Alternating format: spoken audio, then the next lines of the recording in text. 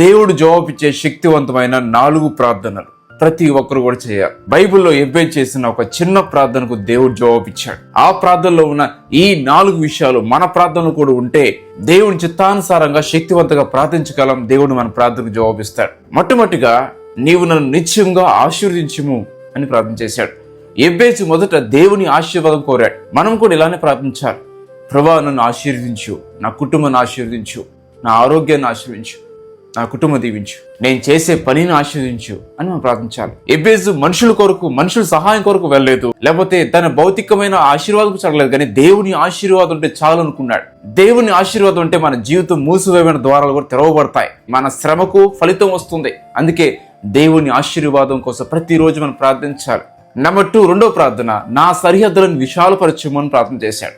సరిహద్దు అంటే కేవలం ఒక భూమి, లేదా ఒక ఆస్తి మాత్రమే కాదండి. దేవుడు మన జీవితాన్ని మరింతగా అభివృద్ధి చేయడం కూడా మనం ఇలా ప్రార్థించాలి. ప్రభువా, నేను చేస్తున్న ఉద్యోగాన్ని ఆశీర్వదించు, దాని సరిహద్దును విశాలపరచు, నా వ్యాపారాన్ని విశాలపరచు, నువ్వు నాకు ఇచ్చిన ప్రతి టాలెంట్, ప్రతి తలాంతులు మరింతగా ఉపయోగించుకునేలా జ్ఞానం ఇవ్వు అని అడగాలి. నేను ఉన్న స్థాయి కంటే మరింత ఉన్నతమైన స్థాయికి నన్ను నడిపించు, నా సరిహద్దులు విశాలపరచు ప్రభువా అని అడగాలి. నా కుటుంబాన్ని ముందుకు నడిపించు అని మనం ప్రార్థన చేయాలి. దేవుడు తన పిల్లలు ఎదగాలని, అభివృద్ధి చెందాలని కోరుకుంటాడు. నెంబర్ 3, మూడవ ప్రార్థన అంటే నీ చెయ్యి నాకు తోడుగా ఉండనేమో. ఎబ్బేజు దేవుని సహాయం కోరాడు. ఎందుకంటే దేవుని చెయ్యి మనతో ఉంటే కష్టాల్లో కూడా మనం ధైర్యంగా ఉంటాం, సమస్యలో కూడా మనకు మార్గం కనిపిస్తుంది, నిర్ణయాలు తీసుకోవడంలో జ్ఞానం లభిస్తుంది. మన సొంత ఆలోచనతో మనం వెళ్ళకూడదు. మనం కూడా ఇలా ప్రార్థించాలి. ప్రభువా, నేను వెళ్ళే ప్రతి చోట నీ చెయ్యి నాతో ఉండాలి, నీ సన్నిధి నాతో ఉండాలి, నేను తీసుకున్న ప్రతి నిర్ణయంలో నన్ను నడిపించు, నా జీవితంలో నీ చిత్తం నెరవేరేలా చేయ ప్రభువా అని మనం ప్రార్థన చేయాలి. నెంబర్ 4, నాలుగవదిగా నాకు కీడు రాకుండా దానిలోని నన్ను తప్పించుము అని ప్రార్థన చేశాడు. ఎబ్బేజు దేవుని రక్షణ కోరాడు. మన జీవితంలో ఎన్నో శోధనలు, ఎన్నో ప్రమాదాలు, ఎన్నో చెడు ప్రభావాలు ఉంటాయి.